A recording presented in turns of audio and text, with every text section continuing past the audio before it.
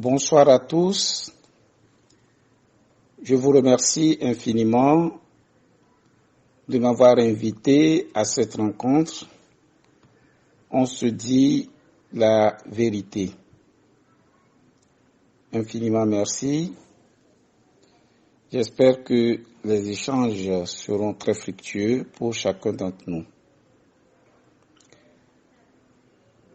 Merci aussi pour toute votre détermination, pour la contribution de chacun à cette lutte commune. La première question dit ce qui suit. Professeur, comment se porte actuellement votre parti politique, le Pacte socialiste pour le renouveau? Et comment vont les préparatifs pour les élections législatives et régionales en cours au niveau de votre parti? Je répondrai à cette question en disant que les préparatifs, ou plutôt que le parti, se porte bien. Quand je dis bien, du point de vue de la vitalité, du point de vue de notre idéologie. Parce que ce sont des valeurs auxquelles nous croyons et nous nous battons tous les jours. Et nous voyons beaucoup plus de personnes adhérer à cette vision que nous avons de la société. Une vision fondée sur le fait que c'est sur les valeurs que nous pourrons construire notre pays. L'action politique sans valeur, l'action politique sans repère ne peut conduire qu'à la ruine. Et davantage de personnes adhèrent à cette vision et à l'idéologie surtout de notre parti. De ce point de vue, nous nous en réjouissons. Par contre, on ne le cache pas, nous l'avons toujours dit, c'est un problème peut-être que rencontrent beaucoup de partis politiques. Les difficultés matérielles pour les partis sont réelles, en tout cas particulièrement s'agissant de notre parti. Ces difficultés sont réelles. Mais quand on a des convictions, on se bat pour ces convictions et c'est ce que nous sommes en train de faire malgré ces difficultés matérielles et financières. Comment vont les préparatifs pour les élections législatives et régionales en cours? Nous avons commencé les préparatifs il y a longtemps déjà, en circulant sur le terrain, en allant dans les préfectures, en discutant avec nos militants, qui localement aussi font un réel travail de fourmi. Et donc, ça s'est préparé depuis plusieurs mois, je dirais. Et notre parti est présent dans un certain nombre de préfectures. On dira que c'est un nombre relativement peu élevé. Élections régionales et élections législatives, dans les deux cas, souvent nous sommes dans les préfectures avec les deux listes et nous avons limité nos actions à 7 préfectures. Parce que plus nous aurons étendu les préfectures, plus nous aurons des difficultés financières.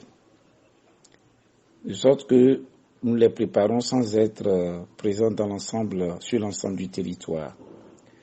Nous donnons dans les 7 préfectures dans lesquelles nous sommes déjà, la caution fait déjà plus de 11 millions pour cette préfecture. Imaginez un seul instant que nous soyons sur toute l'étendue du territoire. Et il faut aussi ajouter le fait qu'il arrive même que parfois des candidats, eu égard aux difficultés financières, ne sont même pas en mesure de payer parfois leur caution et que les partis doivent y faire face, les partis dans lesquels les cotisations n'entrent presque jamais. Donc vous voyez les conditions, les circonstances dans lesquelles nous travaillons, les conditions dans lesquelles les élections se préparent.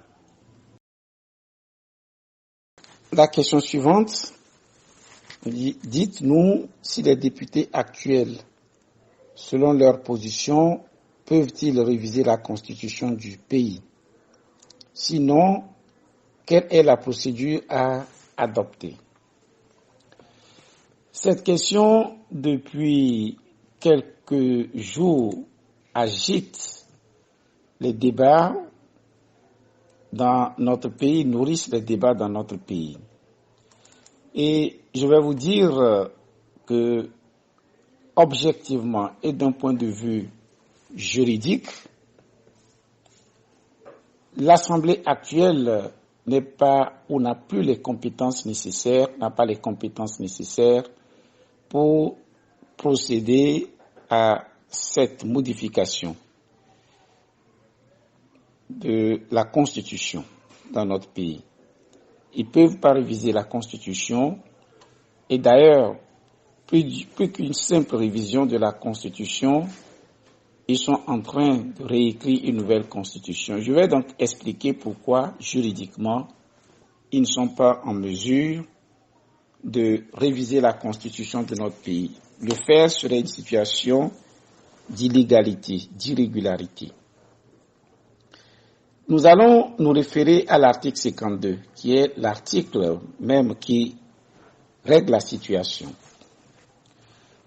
L'article 52 de la Constitution togolaise dispose que les membres de l'Assemblée nationale et du Sénat sortant, par fin de mandat ou dissolution, restent en fonction jusqu'à la prise de fonction effective de leurs successeurs. Vous le voyez, cette Assemblée est en fin de mandat. Leur mandat est terminé. S'ils sont encore en fonction, c'est en vertu de cet article 52, dernier alinéa. Et une première question se pose, c'est de savoir si les députés dont le mandat est arrivé à expiration, si ces députés peuvent modifier la Constitution togolaise. Et nous disons non pour plusieurs raisons. Il y a en droit un principe d'interprétation des textes. Et selon ce principe, la loi cesse là où cesse la raison d'être de la loi.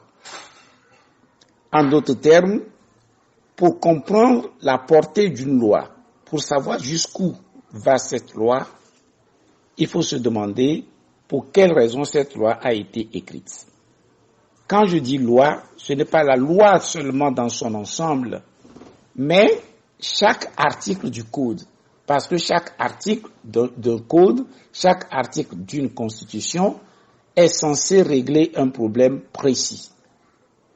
Alors, l'article 52 dernier alinéa, quel est le problème ou bien la situation pour laquelle cet article est prévu? Vous savez, quand on donne un mandat aux députés, ils agissent au nom du peuple.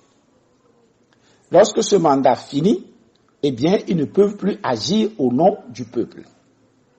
Alors, pourquoi leur mandat finit et ils sont en fonction? Cela pourrait paraître contradictoire. Cela se justifie par le fait que le mandat étant terminé, on peut être dans une situation d'urgence où nous avons besoin toujours du pouvoir législatif pour agir. Ou encore, leur mandat a pris fin. Nous sommes dans une situation de crise, peut-être une situation de guerre qui fait qu'on ne peut pas organiser les élections. Or, pour la continuité du pays, il faut un pouvoir législatif. Donc, ce texte est là pour dire, quand bien même le mandat est fini, ils sont là et ils seront là simplement pour régler ces questions d'urgence. On ne peut plus dire qu'ils ont la plénitude encore de leur pouvoir.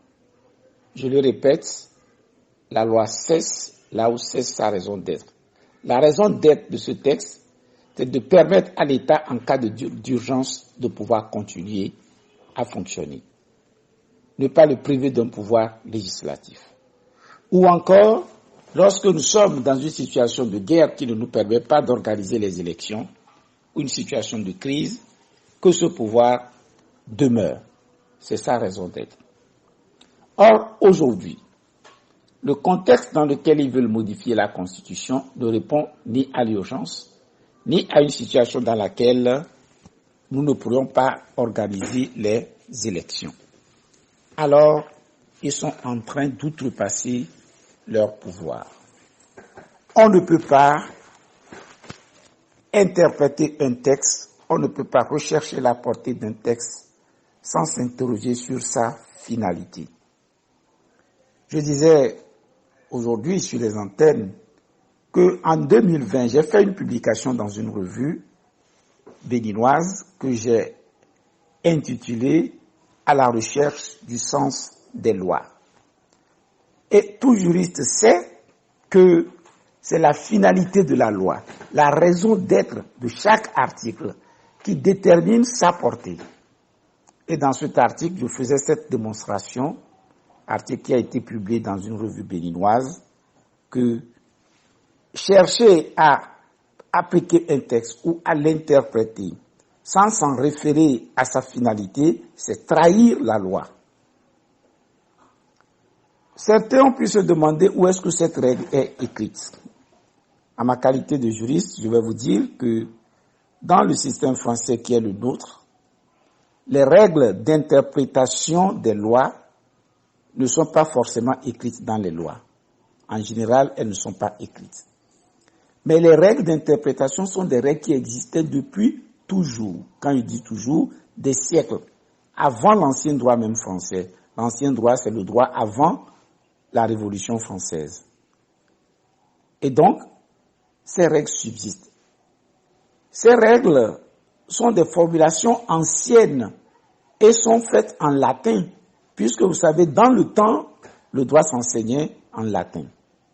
C'est avec le temps que ces formules ont été traduites donc en français délatinisées, comme on le dit. Et parmi ces règles, je vous donne les traductions françaises, la loi cesse là où cesse sa raison d'être. Si vous allez sur Internet, vous mettez cette formule, vous verrez par exemple son équivalent en latin.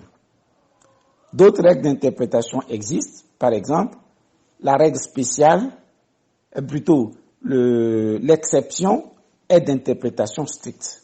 L'exception est d'interprétation stricte. Une autre règle, la règle spéciale déroge à la règle générale. La règle générale ne déroge pas à la règle spéciale. Ce sont des clés que la loi met à sa propre disposition ou le droit pour les interprétations. Pourquoi on doit faire ces interprétations? Parce que toujours, la loi ne peut pas prévoir toutes les situations. On dit à peine une loi sera votée qu'elle semble déjà dépassée parce que l'imagination humaine ne peut pas cerner tous les cas possibles. C'est justement pour cette raison que la loi doit être interprétée et c'est justement pour cette raison que le droit met à la disposition des juristes les clés d'interprétation. Et l'une des clés importantes de cette interprétation, c'est que la loi cesse là où cesse sa raison d'être. Quand vous consultez les auteurs, ils vont vous le dire que lorsque cette formule, cette maxime, nous les appelons les maximes, est en opposition avec une autre règle, par exemple, il n'y a pas lieu de distinguer là où la loi ne distingue pas, eh bien, c'est la loi cesse là où cesse sa raison d'être qui l'emporte, nécessairement. Et donc, c'est la première raison pour laquelle on va se demander pourquoi l'article 52 dernier, alinéa, permet qu'il reste en fonction. Il reste en fonction pour les besoins d'urgence. Au cas où nous sommes dans une impossibilité d'organiser les élections. Et donc, on ne peut pas aller au-delà pour reconnaître aux députés le pouvoir de modifier la Constitution. Ça, c'est la première raison. Sur le principe même de la modification, alors que le mandat a pris fin, ceux qui ne peuvent pas le faire, c'est illégal. C'est contraire à la Constitution. C'est inconstitutionnel. Maintenant, un deuxième argument qui militent en faveur de l'impossibilité de le faire. Si vous lisez l'article 59, alinéa 2 de la Constitution togolaise, d'abord l'alinéa 1, je vous le lis. Ce texte dispose: le président de la République est élu au suffrage universel libre, direct, égal et secret pour un mandat de 5 ans renouvelable une fois. L'alinéa 2 ajoute: cette disposition ne peut être modifiée que par voie référendaire. Cela signifie quoi? Toutes les fois qu'on veut modifier les articles de la Constitution, la Constitution elle-même prévoit la majorité requise. Elle dit la majorité des 4/5. Lorsqu'au Parlement, on obtient la majorité des 4/5, normalement, pour le Parlement qui est en fonction, lorsqu'on obtient, le Parlement plutôt dont le mandat n'a pas expiré, lorsqu'ils obtiennent les 4/5, ils peuvent modifier une constitution. Mais lorsqu'on veut modifier le mode de désignation du chef de l'État, lorsqu'on veut modifier la durée de son mandat, ou le mode de scrutin de son mandat, il faut faire un référendum. C'est ce que dit l'article 59, alinéa 2. Or, la proposition qu'ils sont en train de faire actuellement à l'Assemblée modifie non seulement le mode de désignation, mais également la durée de son mandat. Donc vous voyez ouvertement que même si le Parlement était en fonction, et disons, même si son mandat n'était pas encore terminé, eh bien, ils ne peuvent pas modifier cet article. Il faut recourir à un référendum. Donc, pour cette raison encore, leur démarche est entièrement contraire à la Constitution. Maintenant, je vais donner un autre élément indiquant que eux-mêmes savent que ce qu'ils font est illégal. Dans leur projet, à l'article 39, ils précisent que lorsque le Parlement est dissous, ce Parlement ne peut pas élire le président de la République. Ce Parlement reste en fonction, mais ne peut pas élire le président de la République. C'est qu'ils reconnaissent qu'un Parlement dont le mandat a pris fin n'a plus toutes ses compétences. Et le même article 39, je crois, dernier alinéa, dans leur projet toujours, dispose que lorsque le mandat des députés ou du Parlement est à 3 mois, je crois, de la fin, ils sont à 3 mois de la fin de leur mandat n'a pas encore pris fin, ils ne peuvent pas non plus élire le président de la République.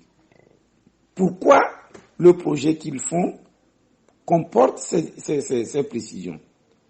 C'est que, on estime que lorsque leur mandat est fini ou lorsqu'il y a dissolution, ils n'ont plus la plénitude de leurs compétences. Deuxièmement, lorsque leur mandat tire vers la fin, on ne sait jamais. Peut-être qu'ils ne représentent plus l'opinion actuelle de la population. Donc, ils vont élire un président alors que juste après les élections, les députés qui viendront normalement, qui ont la légitimité de désigner le président, n'auraient pas désigné celui que le Parlement sortant a désigné. Donc, ils ont cherché à ce que ce soit l'état de l'opinion actuelle, c'est-à-dire les députés actuellement élus qui puissent élire le président de la République et non les députés qui sont en train de partir parce que nous ne représentons plus l'opinion. Et exactement, c'est ça. Ils sont en train de partir, leur mandat est terminé. L'état de l'opinion, la représentativité de l'opinion aujourd'hui viendrait probablement des prochaines élections. Pourquoi ceux dont le mandat est fini vont chercher à modifier la Constitution? C'est un réel problème. Et j'ajoute ceci, à supposer que leur mandat ne soit pas fini et que le Parlement ait été dissous par le président. Imaginez un seul instant qu'un parlement dissous par le président, puisque notre constitution actuelle permet de le faire, et que ce parlement dise, oui, en attendant les nouvelles élections, nous changeons la constitution. Est-ce que ça sonne bien dans les oreilles? Est-ce que ce n'est pas une provocation? Est-ce que ce n'est pas la recherche d'une crise sur le plan institutionnel? Et je sais que le président de la République lui-même, si c'est lui qui dissout le Parlement, il ne va jamais admettre que ce Parlement qui se dit en fonction se mette à modifier la Constitution. C'est contraire même au bon sens. C'est justement pour toutes ces raisons que nous pensons que ce qu'ils font, c'est dans l'illégalité, c'est l'inconstitutionnalité absolue.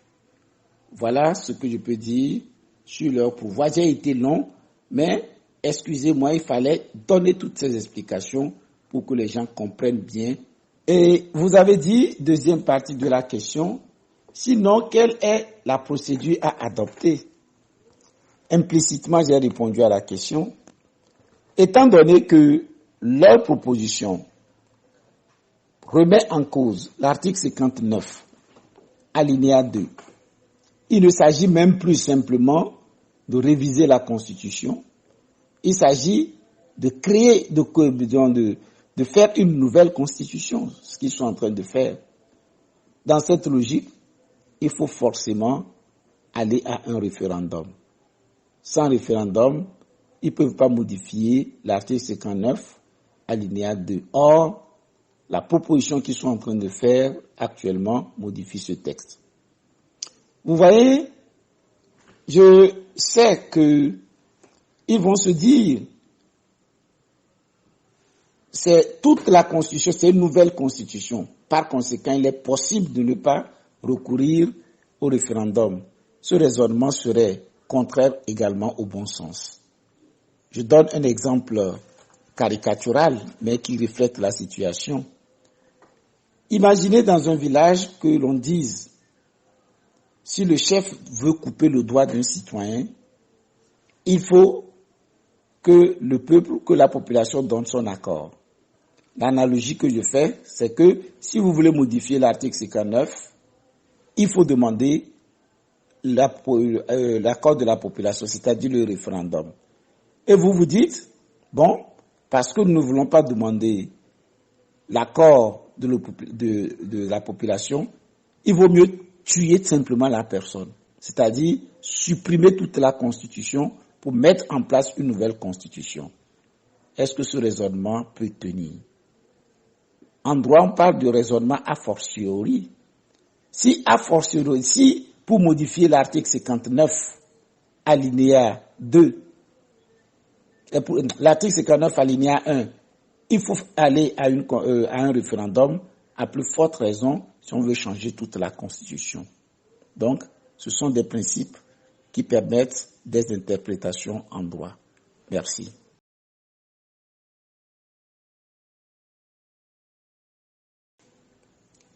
Selon vous, quels sont les enjeux et risques de ce changement de la Constitution qui est actuellement en étude à l'hémicycle? Et vous voyez, relativement à l'enjeu, il semble dit dans l'exposé des motifs qu'il veut renforcer la démocratie. C'est inexact.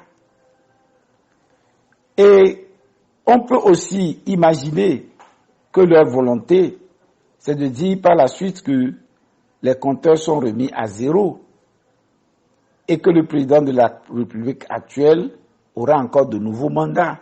Ça également, ce n'est pas conforme à l'esprit des lois. Mais,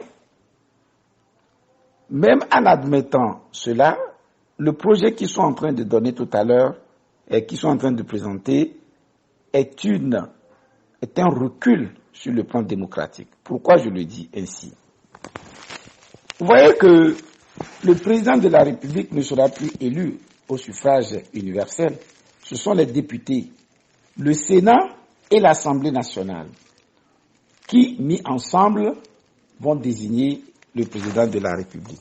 Or, selon le projet qu'il donne également, et selon la Constitution actuelle, le tiers des membres du Sénat est déjà désigné par le président de la République. Vous voyez un président de la République désigner des gens qui ne vont pas l'élire, cela voudrait dire que le tiers du Sénat est déjà acquis à sa cause, puisque c'est lui qui les désigne. Le tiers du Sénat est acquis à sa cause, c'est lui qui les a désignés. Et ce sont ceux-là, ensemble avec les députés, qui vont désigner le président de la République. Et le président de la République, conformément à ses attributions, va diriger également d'autres membres des cours constitutionnelles, etc. Finalement, on aboutira à une situation dans laquelle l'essentiel du pouvoir sera concentré entre les mains d'une personne. Dans tous les cas, il est inconcevable que le président désigne le tiers des membres du Sénat et que ce soit ces personnes mises ensemble avec les députés qui procèdent à l'élaboration, qui procèdent donc à l'élection du président de la République. C'est comme on retire le pouvoir au peuple de choisir son président et on confie au président lui-même le pouvoir de s'auto-choisir. Et cette réforme, à supposer même que ce soit possible, doit être mieux pensée. C'est ça sur le plan juridique. Et je crois également que sur le plan politique, on ne peut pas, une poignée de députés ne peuvent pas se mettre à bouleverser toute une constitution et réécrire une nouvelle constitution alors que leur mandat est arrivé à son terme. Merci.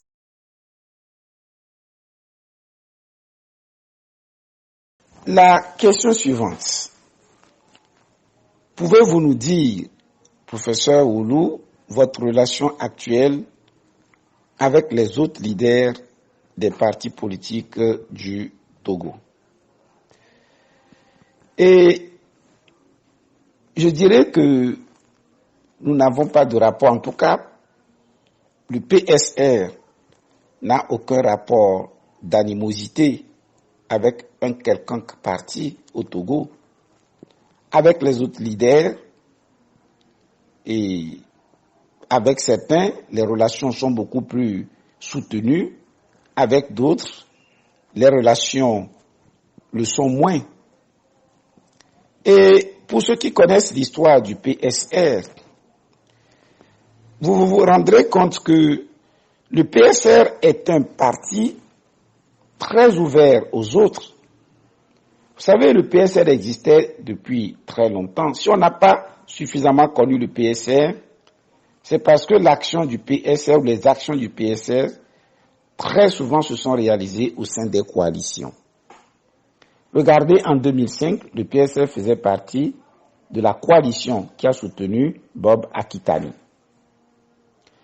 En 2010, le PSR faisait partie de la coalition qui a soutenu Jean-Pierre Fabre. En 2015, j'ai personnellement été l'un des porte-parole de Jean-Pierre Fabre, qui est d'un autre parti politique.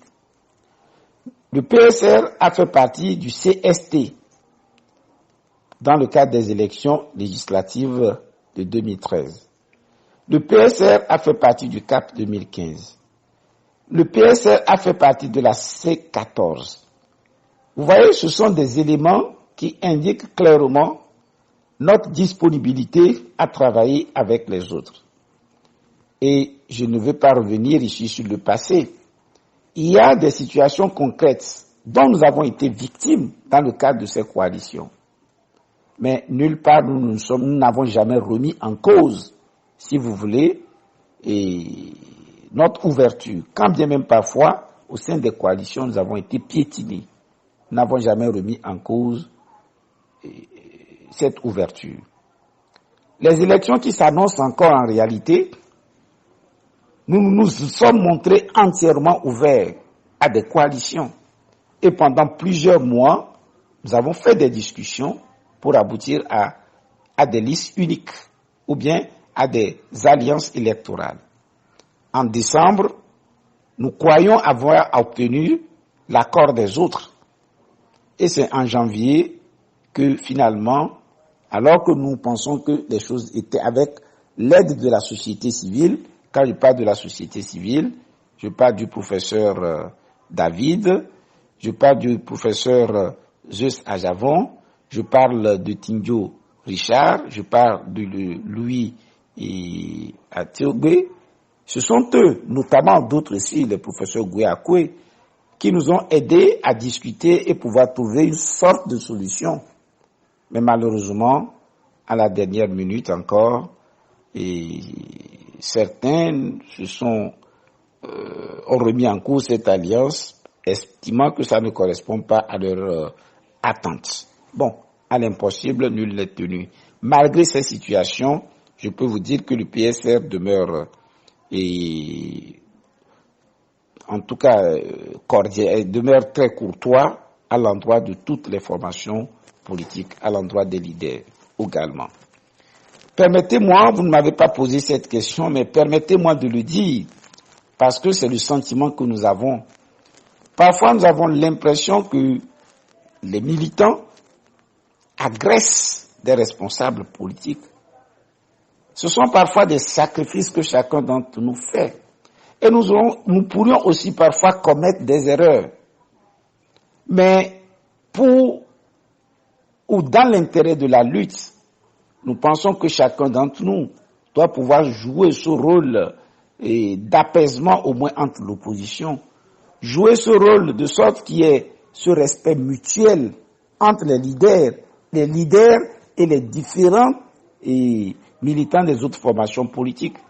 Moi, en ma qualité de leader, je dois pouvoir respecter les militants d'un autre parti politique. Et ce militant d'un autre parti politique devrait me respecter comme il respecte son premier responsable.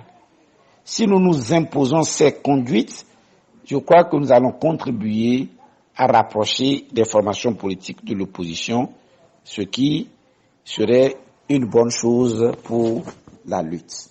Particulièrement dans le cadre de cette situation actuelle dans notre pays, et les discussions sont en cours, je ne dirais pas déjà de façon large, il y a des consultations de façon informelle pour voir ce que nous pourrions faire ensemble au cas où le régime persiste dans cette volonté de faire aboutir cette initiative illégale, normalement. Je crois que vous savez qu'aujourd'hui, le JMC a fait déjà une conférence de presse et au sein du JMC, il y a au moins le FDR, le parti que dirige Maître Apévon, il y a le PSR, parti que je dirige, également beaucoup d'associations de la société civile.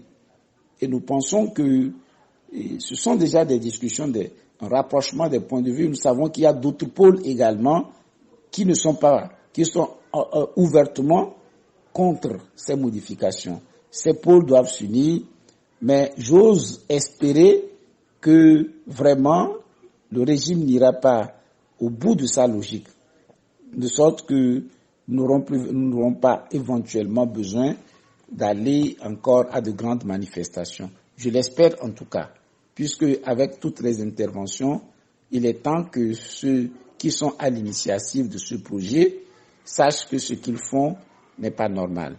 Et nous saluons d'ailleurs la position de certaines formations politiques qui sont au Parlement, qui déjà se désolidarisent de cette démarche.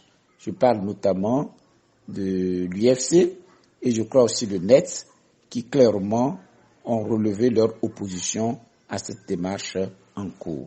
Permettez-moi de revenir sur cette question, encore pour ajouter ceci, parce que ne pensez-vous pas que tous les opposants doivent se réunir pour prendre une décision commune face à cette situation? Je vais vous dire que c'est fondamental. Nous devons nous unir, mais ce n'est pas tout. Ce n'est pas une question simplement des formations politiques. Il y a des Togolais qui ne se reconnaissent peut-être pas dans des formations politiques, mais la question en cours aujourd'hui dépasse même le cadre des formations politiques. C'est un problème de tous les citoyens. C'est pour cela qu'il est, à mon sens, nécessaire qu'au-delà même des leaders politiques, au-delà même des représentants de la société ou bien de certaines associations, Il faut que les intellectuels du pays prennent position. Oui, pour dire ce n'est pas normal. Et surtout, les corps qui sont en relation d'abord avec le droit. Je pense aux avocats, normalement. Je pense aux magistrats eux-mêmes. Ce n'est pas faire de la politique que le citoyen demande de respecter la Constitution. C'est son devoir de pouvoir le dire, de pouvoir l'exiger. Ce n'est pas en le faisant qu'ils font de la politique, loin s'en faut. Les magistrats, les avocats, les médecins, les professeurs d'université, les notaires, les huissiers, tous les corps de l'État, tous les corps plutôt de la nation, doivent pouvoir se mobiliser. Les enseignants des cours primaires, secondaires, du lycée, les syndicats, tout le monde doit se sentir concerné par ce qui est actuellement en cours dans notre pays. Ce n'est pas une question simplement des acteurs politiques, c'est profond. Et les États sont dans une situation de concurrence, de compétition. Mais si au Togo nous avons en permanence des problèmes et que finalement nous n'avançons pas, nous devons savoir que celui qui n'avance pas recule. Et ce n'est pas une bonne chose. Donc, vous avez pleinement raison, il faut que l'opposition se retrouve, mais il faut également qu'au-delà de l'opposition, tous les intellectuels, tous les corps, les syndicats, les médecins, les avocats, les pharmaciens, tout le monde puisse se retrouver pour dire non. En le faisant, ce n'est pas faire de la politique, c'est faire son devoir de citoyen.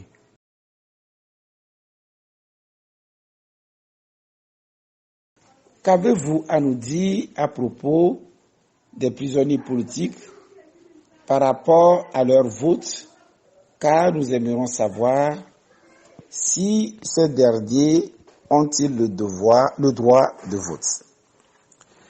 Et il faut reconnaître que lorsqu'une personne est arrêtée, détenue, elle est présumée innocente jusqu'à ce qu'une juridiction puisse la déclarer coupable. Ce qui signifie que tous ceux qui sont en détention préventive et qui n'ont pas encore été jugés ont normalement leur droit de vote. Maintenant, parmi ceux qui sont condamnés, bien évidemment, certains perdent leurs droits jusqu'à ce qu'il y ait réhabilitation. La réhabilitation, c'est ce qui leur permet de retrouver certains droits après un certain nombre d'années.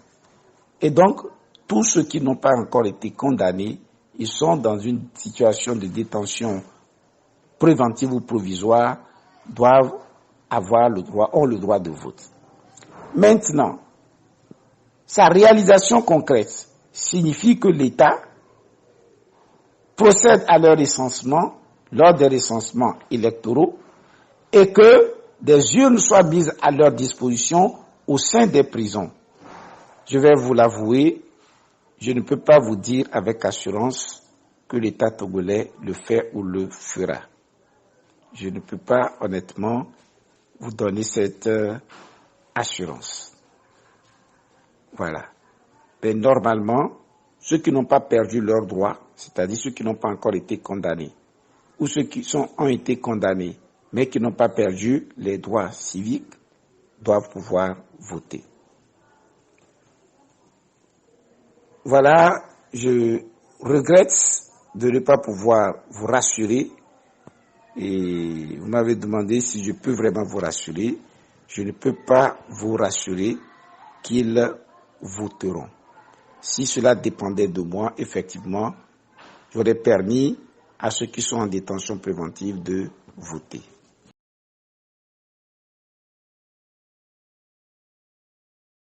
Selon vous, en tant que juriste, que pensez-vous de la politique de notre pays sur tous les plans? Je dirais que, sur tous les plans, c'est vrai que c'est très vaste. Et vous avez dit, en ma qualité de juriste, je prendrai certains aspects alors. Et je trouve honnêtement qu'on pourrait largement mieux faire. Vous voyez, la politique même d'un pays dépend aussi des considérations démocratiques. Aujourd'hui, sur le plan démocratique, il y a un réel déficit. Il y a beaucoup de choses qui auraient pu se faire, ne serait-ce que dans le cadre des élections, des choses que nous aurons pu aplanir et que nous n'avons pas réussi à le faire.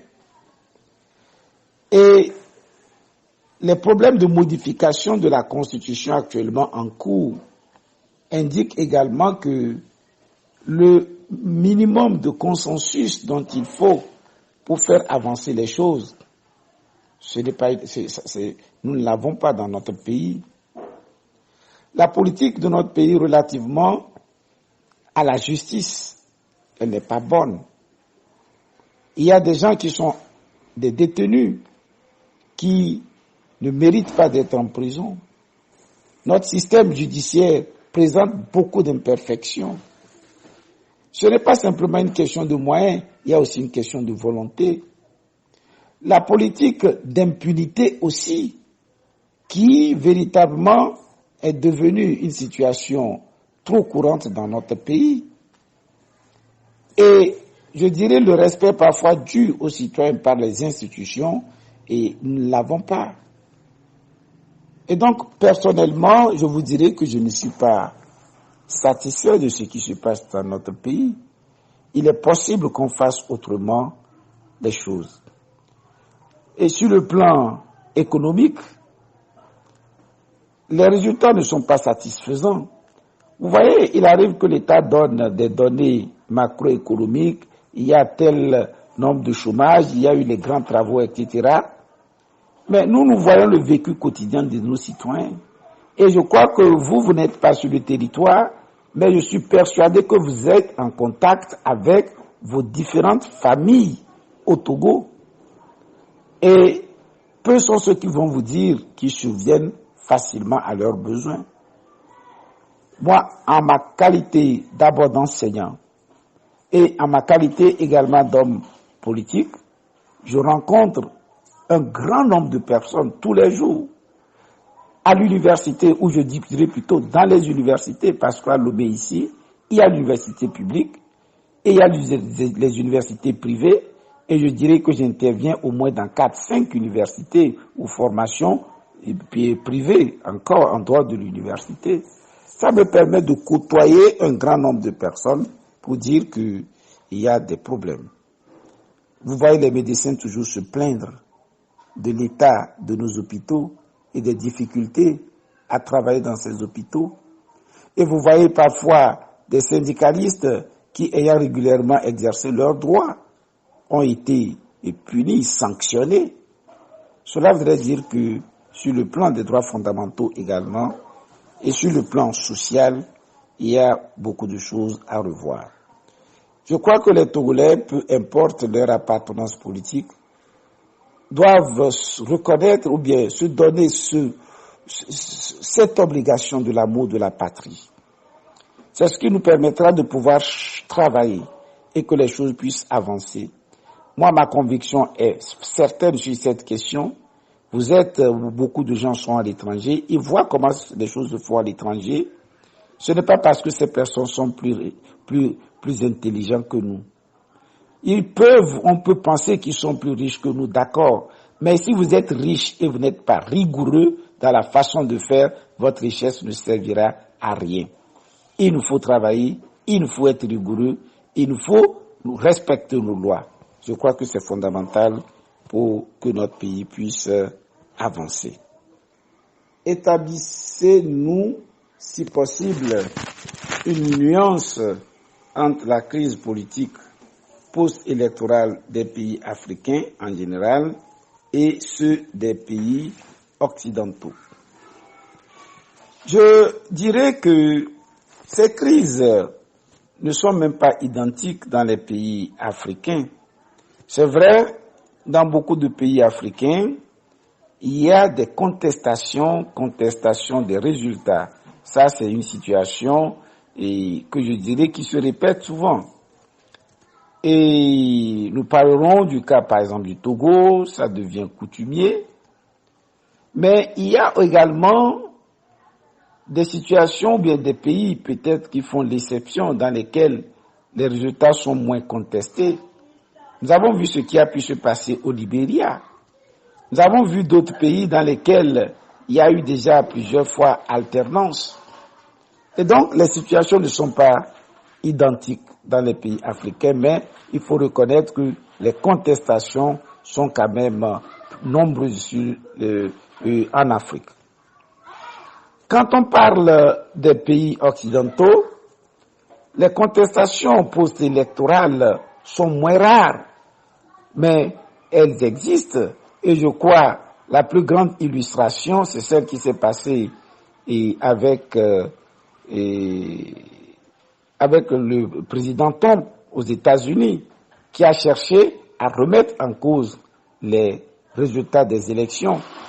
Je crois que vous serez d'accord avec moi que si cela c'était en Afrique, si c'était dans un pays africain, c'est presque sûr que Trump soit actuellement au pouvoir. Parce que il aurait mis à son service l'État et ses structures. Mais aux États-Unis, vous voyez que les institutions sont fortes. Même dans ses rangs, les gens n'ont pas exécuté ses ordres. Même dans ses rangs, les gens n'ont pas exécuté ses ordres. Il aurait suffi que cela exécute ses ordres. Il aurait suffi que les institutions se mettent à sa disposition pour que les résultats des urnes soient totalement truqués. Donc, vous voyez, dans ces pays occidentaux, on pourra dire que les institutions sont plus fortes, peut-être eu égard aussi à leur expérience. Et espérons que nous aussi, nous allons évoluer vers là. Et c'est indispensable, c'est la mission de chacun d'entre nous. Et cela permettrait à nos pays aussi de mieux se développer. Et je crois que la comparaison est quand même difficile, mais ce sont les éléments que je pourrais donner ou bien pour contribuer au débat.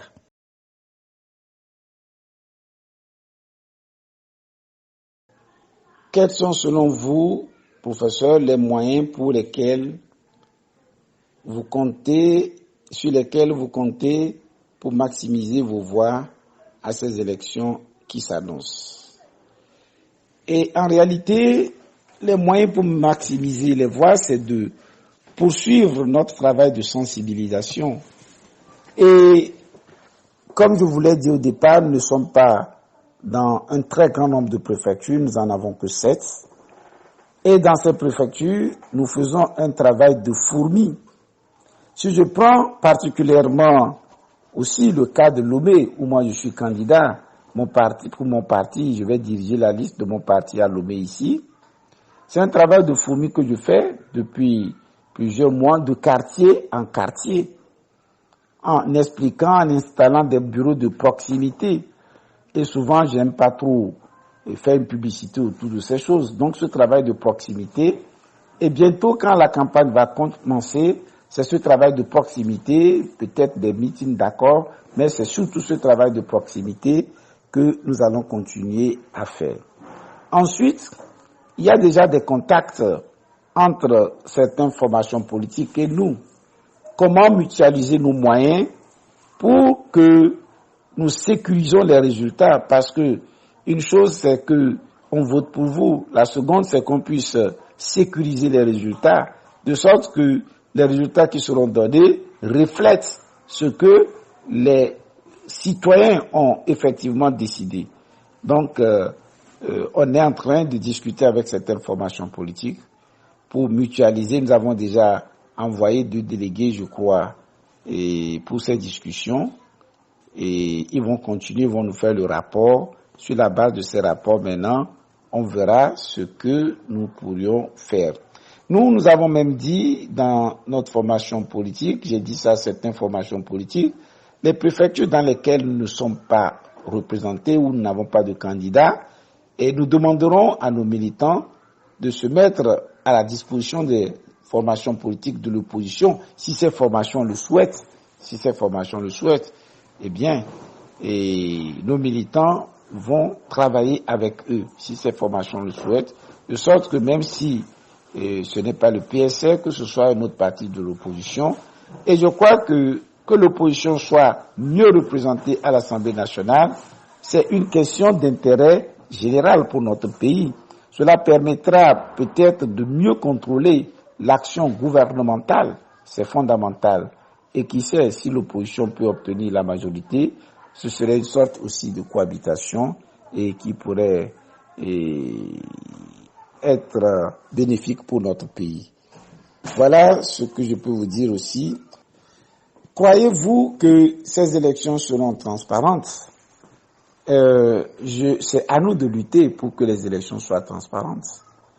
On ne peut pas obtenir des élections transparentes à 100%.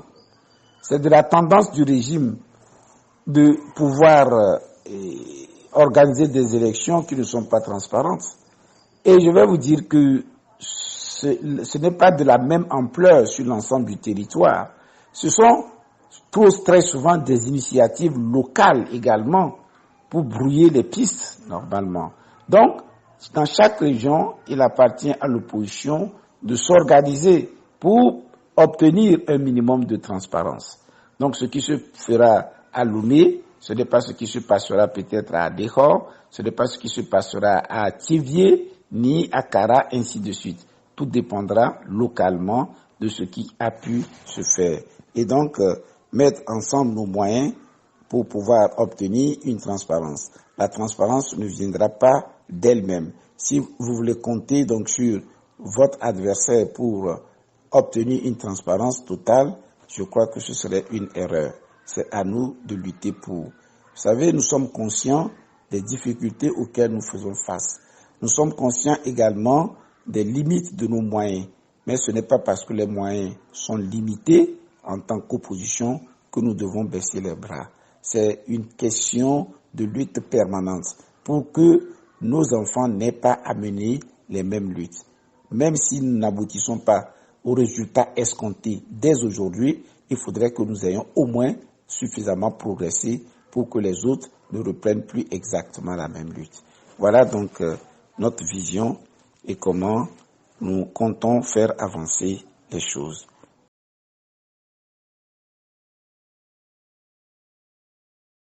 Après les élections, au cas où votre parti sortait victorieux, quels seront vos projets pour la population togolaise?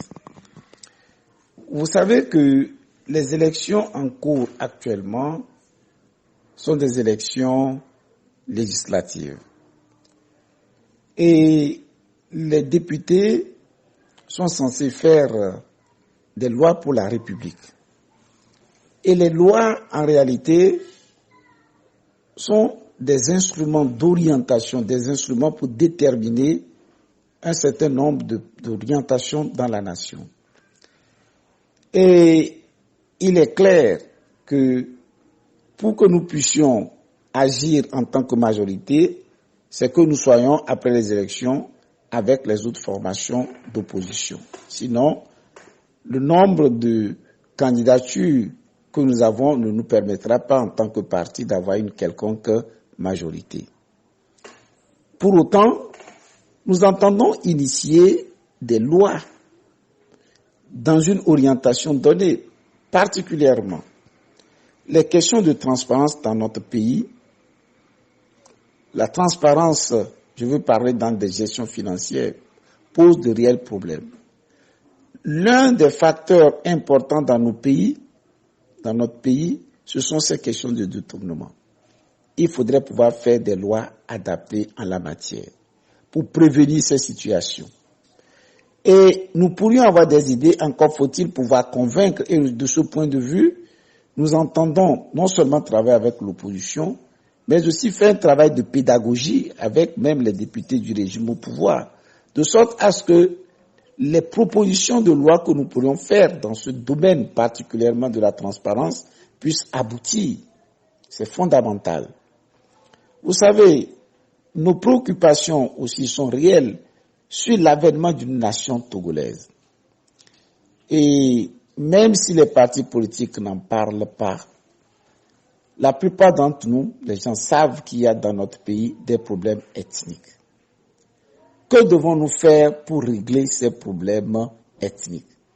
Ce n'est pas parce que les questions sont difficiles ou je vais dire parfois complexes qu'on ne va pas les aborder. Il faut les aborder. Engager des discussions, trouver un cadre juridique qui nous permette de nous faire confiance en tant que différentes composantes de la nation togolaise, du point de vue des régions, du point de vue des ethnies. C'est fondamental. Pour moi, c'est de cela que naîtra la nation. Tant qu'il n'y aura pas ce ciment entièrement solide entre nous, tôt ou tard, nos enfants auront aussi d'autres problèmes. Il faut aborder ces questions. Et pouvoir contrôler l'action du gouvernement. Et nous entendons améliorer la qualité des débats au sein de l'Assemblée nationale parce que c'est de la qualité des hommes que dépendra également le contrôle de l'action gouvernementale. Et nous attendons jouer pleinement ce rôle. J'ai eu à vous le dire, une économie qui serait même sur le plan macro et intéressant et qui n'aurait pas d'incidence sur la situation des citoyens et ce serait déplorable. Et donc pour cette raison, il faudrait pouvoir réfléchir sur la solidarité entre les couches sociales et est-ce qu'il est normal que certains d'entre nous, je parle de certaines couches, soient malades et qui ne soient pas en mesure de se soigner parce qu'ils n'ont aucun moyen. Ce ne sont pas les moyens qui sont, je vais dire, inexistants, c'est parce que nous les gérons mal.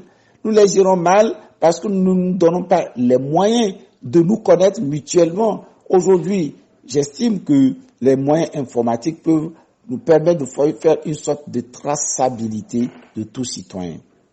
Qui il est? Quels sont ses moyens ses sources de revenus? Quelles sont ses difficultés? C'est en se connaissant qu'on peut instituer une véritable solidarité. C'est en se connaissant qu'on pourrait mieux vivre également ensemble.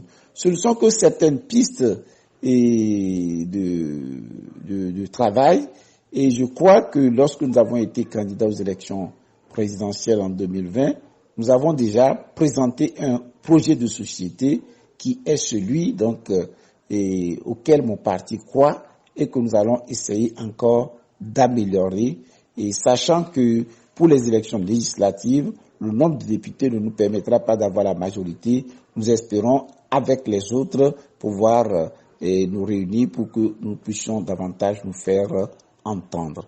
Il aurait été souhaitable que des alliances se fassent avant les élections, mais nous ne désespérons pas. Voilà donc quelques lignes de ce que nous pensons si effectivement nous avons un nombre suffisant aux prochaines élections pour impacter donc l'action et la politique.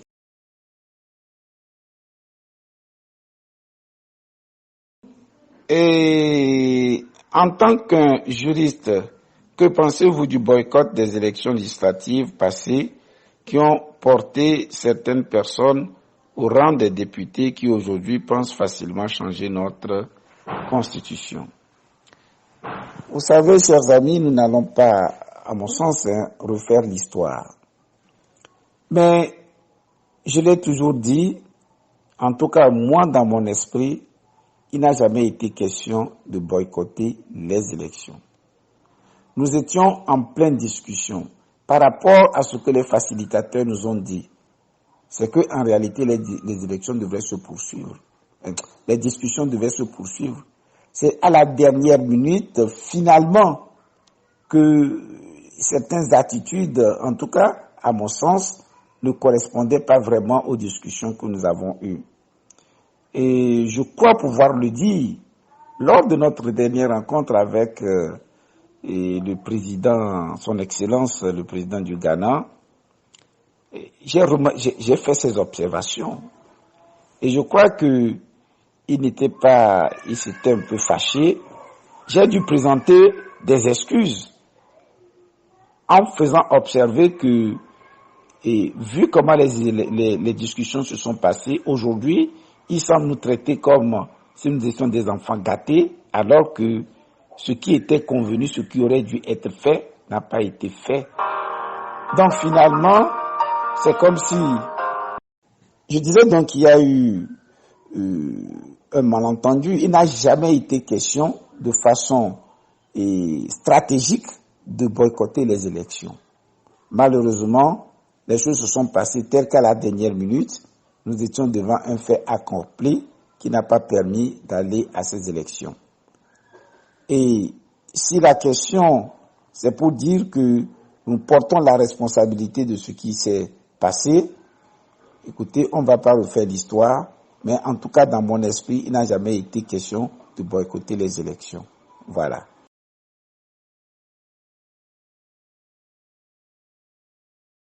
Pour les acteurs politiques et de la société civile togolaise, avez-vous des critiques ou des suggestions à l'endroit de Togo? On se dit la vérité.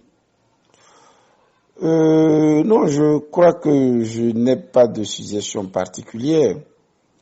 On se dit la vérité et lorsque les choses se font et dans un esprit de transparence et de respect mutuel, eh bien, on ne peut que s'en réjouir. S'en réjouir et pouvoir se corriger et pouvoir avancer ensemble. Donc, nous encourageons cet esprit et que les choses se fassent toujours dans le respect mutuel. On peut avoir des reproches les uns envers les autres, ne pas être d'accord les uns envers les autres. C'est tout à fait normal. Nous ne pourrons pas avoir les mêmes opinions. Mais il faudrait que dans cette divergence d'opinion, nous puissions toujours nous respecter. Nous puissions toujours parler sur un ton qui ne compromette pas notre action commune. Parce que lorsqu'on se dit certaines choses, ça brise la confiance, au point que travailler ensemble dans l'avenir devient beaucoup plus compliqué. Et donc, j'encourage donc le travail en cours et que le Seigneur vous aide à poursuivre dans cet esprit. Merci beaucoup. Je vais donc dire aussi le mot de fin. Et ce que j'ai dit est d'ailleurs valable à tous les acteurs les politiques également, à la société civile. Et nous avons le devoir d'avancer. Nous avons le devoir de travailler ensemble. Il faut pour cette raison que nous puissions placer comme intérêt primordial l'intérêt de notre pays. Et dire également aux citoyens que les problèmes en cours, ou peut-être d'autres qui viendront encore, ce n'est pas forcément le problème des partis politiques, ni des dirigeants de la société civile. Ce sont des problèmes citoyens. Si nous sommes indifférents, eh bien, nous subirons les conséquences, soit par nous-mêmes, soit par nos enfants ou notre entourage. Nous devons nous sentir concernés par les problèmes togolais et nous devons nous mobiliser sérieusement face aux circonstances aussi actuelles, de sorte que la victoire soit du côté du peuple. Je crois que j'ai profité de l'autre question pour donner plus ou moins déjà un mot de fin. Et c'est de dire que nous avons l'obligation de continuer cette lutte, de la continuer dans l'harmonie, dans le respect mutuel. Nous ne devons pas nous décourager. Il y a un proverbe de chez nous qui dit que tant qu'il y a des poux dans les cheveux, il y aura du sang sur les ongles. Cela voudrait dire que tant que le problème n'est pas réglé, la lutte doit se poursuivre. Et faisons-le avec détermination, faisons-le dans le respect mutuel. Et je crois que l'opposition doit forcément se montrer beaucoup plus cohérent et beaucoup plus soudé. Quand bien même je reconnais que c'est de la nature des hommes, parfois au sein d'une même famille, même père, même mère, les gens ne s'entendent pas. Et cela peut aussi expliquer ces situations, mais nous devons pouvoir nous dépasser par moments. Et on ne peut pas danser, s'apprécier comme on le dit en Afrique, mais je crois que du côté du PSR, si je vois notre parcours au sein des différentes coalitions et nos comportements, c'est que nous avons essayé de faire ce qu'on pourrait, mais que Dieu nous aide peut-être à faire davantage. Et si certains veulent mieux connaître le PSR, notre idéologie, notre philosophie, nous serons très bien disposés à partager cela, à vous le dire. Et notre symbole, c'est l'orange, vous le savez, et cet orange résume véritablement la philosophie de notre parti. Et ceux qui le souhaitent, bien évidemment, nous aurons l'occasion de mieux le leur présenter s'ils entrent en contact avec nous et sur le numéro indiqué 90 13 26 93. Infiniment merci et excellente soirée à tous. Merci beaucoup.